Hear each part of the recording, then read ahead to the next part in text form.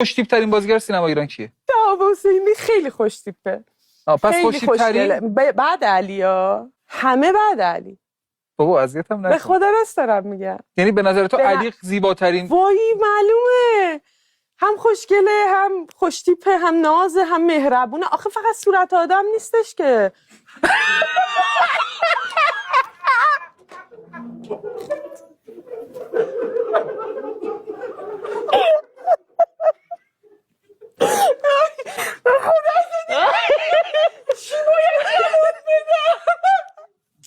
چرا الان میخندی؟ چون گفتی فقط صورت منظورم این بود که ویژگی های دیگه ای هم داره. همون بعضی بود ویژگی دیگه مهمه. نه چیزش هم صورتش هم مهمه. صورتش هم مهمه.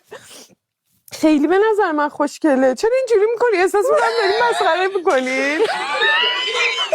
آره نه خدا مثلا هیچ کاری نمیکنه. میخوای یعنی دوست داری من و علی مثلا زندگیمون تموم بشه تو خیالت راحت شه؟ چه اصراری داری به این جمع ما؟ چی کار داری؟ خیلی شاد بودید، عصبی میکرد این قضیه. واقعا میگی؟ کلا شادی دیگران یه به من عصبی میکنه. وای چقدر مریضی.